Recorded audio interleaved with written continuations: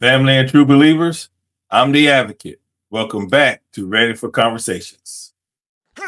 We will, as human beings, always have differences. We need to learn to navigate through these differences. We need to learn to appreciate what the Almighty has bestowed upon us in terms of favor. Brothers and I sisters, just want to say, can we all get along? brothers and sisters, I don't know what this world is coming to. Today, we're taking on the most controversial conversation in America.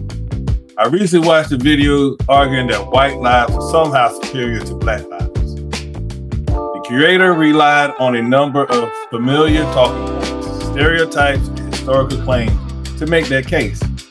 Today, we're going to examine some of those arguments one by one. This isn't about attacking white people.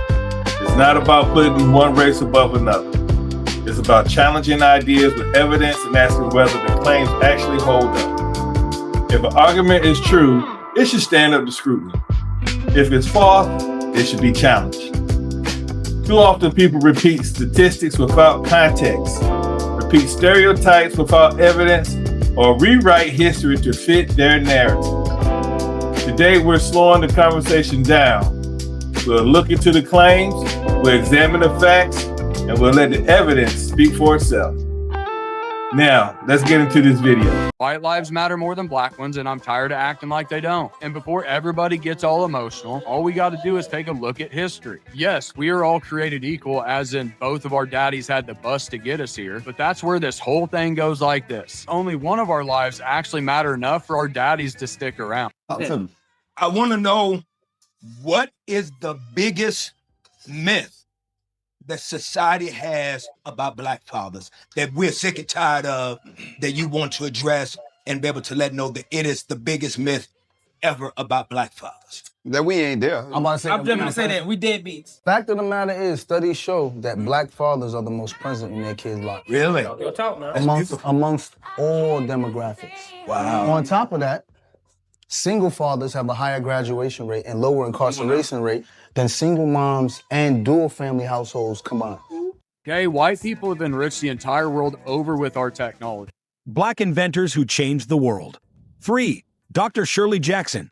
She has a lot of inventions under her belt, including the touch-tone telephone, the portable fax, caller ID, call waiting, and the fiber optic cable.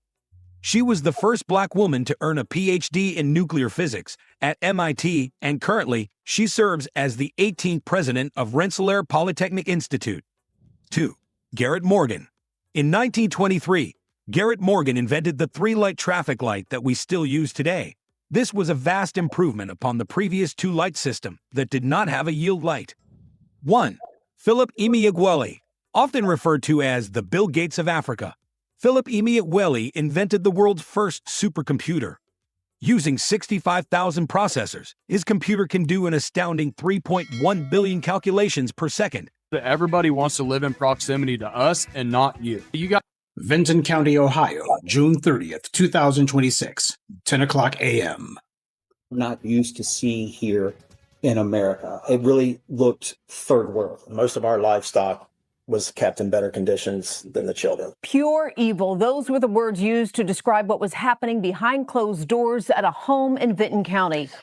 4 suspects are facing serious charges now after 16 children were discovered in what authorities call a house of horrors.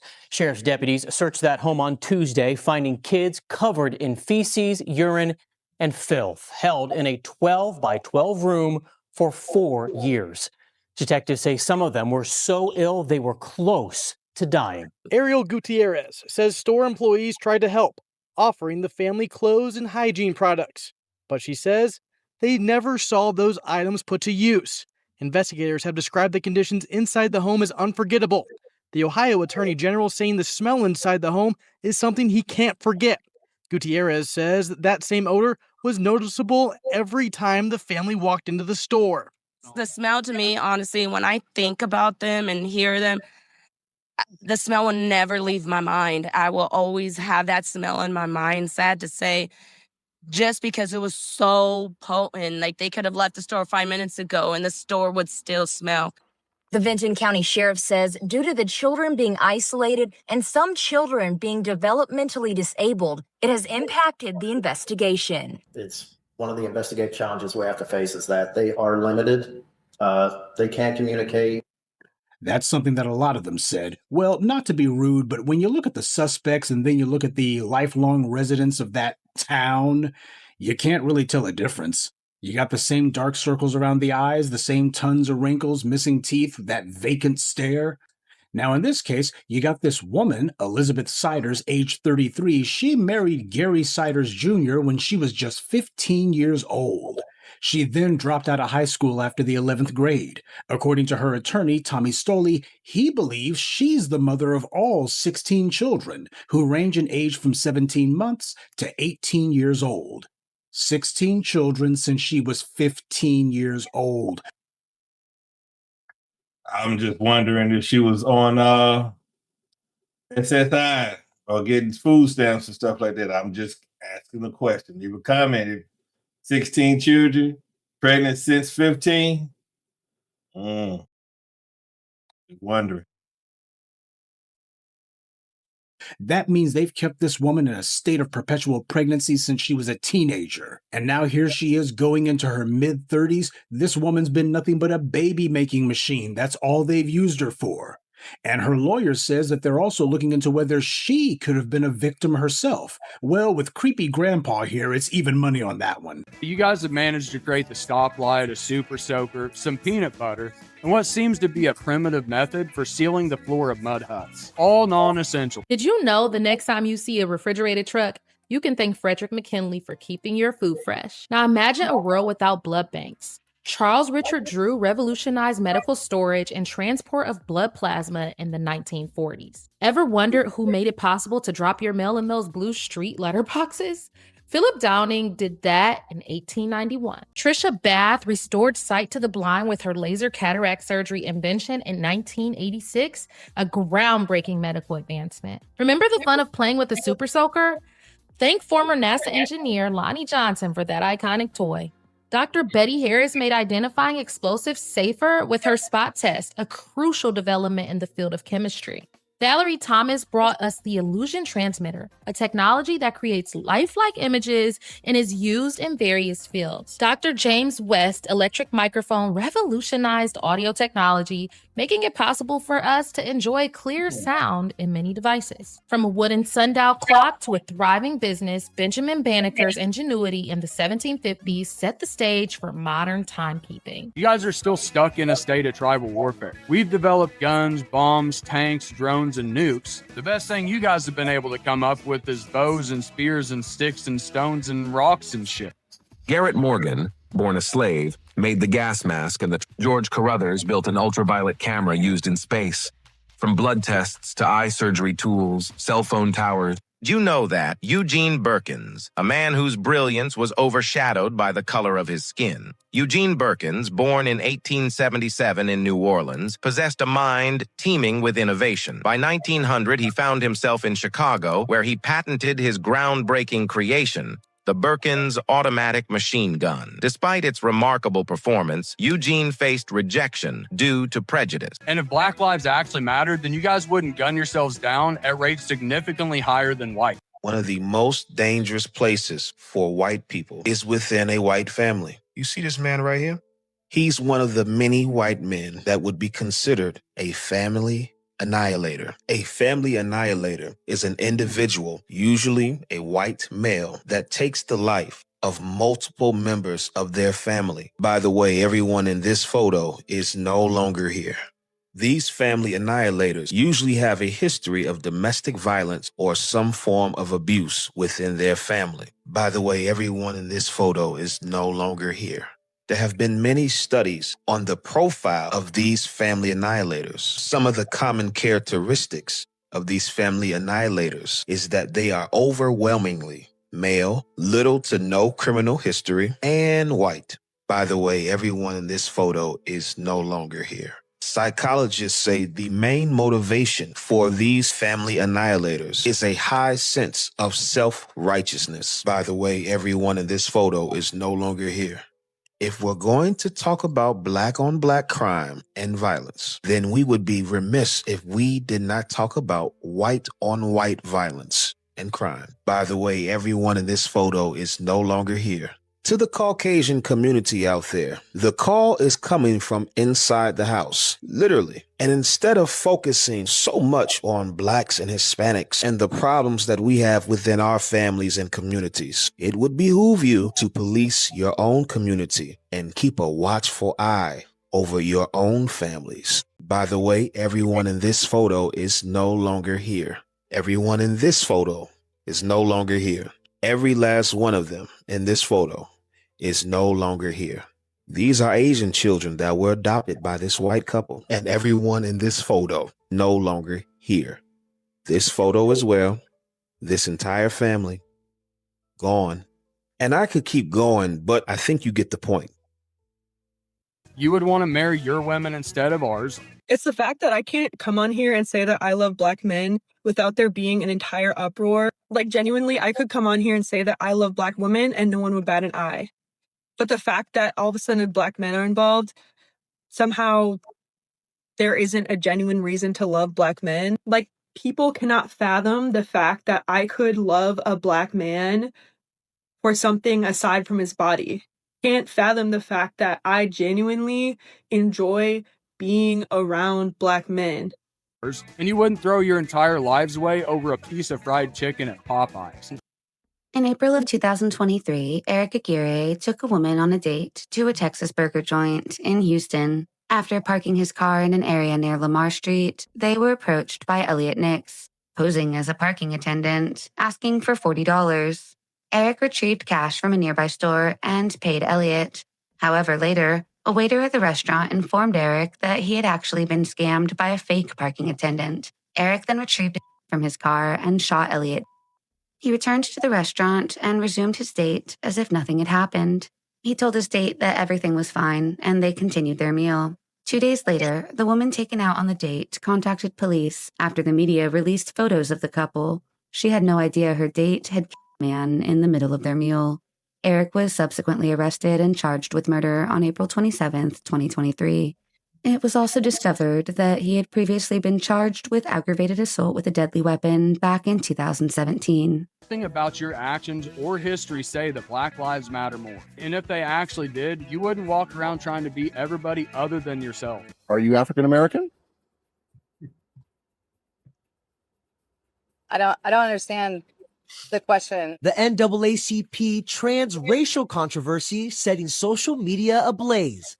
Are your parents? NAACP leader and civil rights activist Rachel Dolezal identifies as a black woman, but her parents have come forward saying she was born white. Our daughter is primarily German and Czech, and of European descent. So she's white. She's white. On Thursday, a reporter straight up confronted the 37-year-old with a photo of an African-American male previously identified as her father. I was wondering if your dad really is an African American man. That's a very, I don't know what you're implying. Why I'm going to be in January, I want to go to Africa to learn more about the cultures, to avoid misunderstanding. But you understand that race and color is much more than skin deep. It's heritage and pedigree and tradition and history and struggle. It's all of those things that you can't hope to get anywhere near with three tanning. Don't get mad at me, get mad at your track record. Today is June 19th, 2015, Charleston County Bond Court. I'm Judge James Gosnell, the Chief Magistrate of Charleston County. This is the case of State versus Dylan Roof. Ladies and gentlemen, before I get into the hearing, I'd like to make a statement, please. Charleston is a very strong community. We have big hearts. We're a very loving community. And we are going to reach out to everyone, all victims, and we will touch them. We have victims, 9 of them. But we also have victims on the other side. There are victims on this young man's side of the family. Nobody would have ever thrown them into the whirlwind of events that they are being thrown into. We must find it in our heart at some point in time, not only to help those that are victims, but to also help his family as well. Our law enforcement are the finest in this state, and they will do their job honorably. Didn't he go to I Burger King? trust they will. A few moments later. A suspended Charleston County magistrate judge was back inside of a federal courtroom this afternoon, only hours after he was accused of additional, even more graphic charges. James B. Gosnell Jr. has been in jail since last week after the U.S. Department of Justice charged him with possession of child sexual abuse material. The motion details Gosnell claimed to have traveled to Mexico to have sex with a 2-year-old and a 5-year-old, and he repeatedly admitted to abusing children in his neighborhood, according to messages. To the parents of the community, our investigation has revealed that Gosnell claims to have abused very young children. If you have left your child alone with Gosnell, even let him hold your child, please email the tip line. Well, News 4 has obtained hours of audio from jail phone calls made by a former Charleston County magistrate judge. News 4's Webb Wright shows us a picture of a man who continues to proclaim his innocence. Webb? The calls show that Gosnell remains defiant, claiming that he was a victim of hacking. It was what it was. It was a hack. James Gosnell continues to insist his computer was hacked in one of several phone calls made from prison. They got a hold of my credit card account. They hacked my computer. That's how this whole thing started. Can't talk much more about the case, but that's where it all started. Soon after. Thursday, Gosnell pleaded guilty to possession of child pornography involving a prepubescent minor and distribution of child pornography. Both charges carrying a maximum sentence of 20 years. Prosecutors say they're pushing for a full 40-year sentence in total. We hope this plea will bring finality and closure to the community that he betrayed. As part of the plea agreement, federal prosecutors will seek dismissal of the remaining charges at sentencing if Gosnell complies with the terms of the agreement. Gosnell took the position that I'm not going to put my family through any more heartache or hardship. I'm just going to go ahead and plead. This comes just over a month after co-defendant John Thorpe also pled guilty and agreed to work with prosecutors as well as testify against Gosnell. Working for you live in downtown Charleston, Emily Deanne, ABC News 4. We have big hearts. We're a very loving community. And we are going to reach out to everyone, all victims, and we will touch them, and we will touch them, and we will touch them.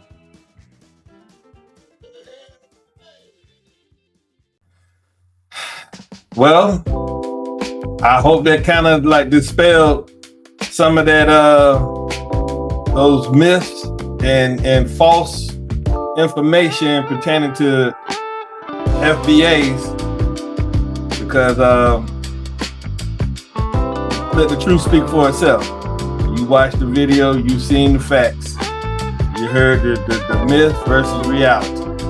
Okay, so I don't know what else to tell you. It's sad, but it's true. Okay, well, you know, that's all. Before y'all start tripping, let me go ahead and throw that word back out there, allegedly. Okay, I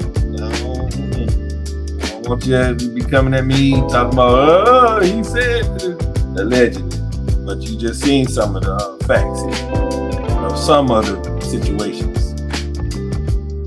All right, so with that being said, keep that in mind.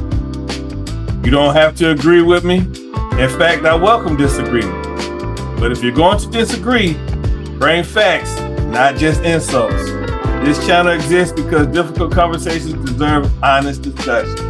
So whether you're black, white, Hispanic, Asian, Native American, or anywhere in between, you're welcome here as long as you come ready to engage respectfully. Remember, we can agree to disagree without being disagreeable. Personal attacks, racial slurs, and hateful language have no place here. Those comments will be removed and repeat offenders will be blocked. And as always, stay firm in your convictions, speak truth without fear, and never, ever stop fighting for your rights. Thank you for watching, and we'll see you soon. Until next time, from all of us at Ready for Conversations, be heard, Be informed and always be ready to put in some work. Peace.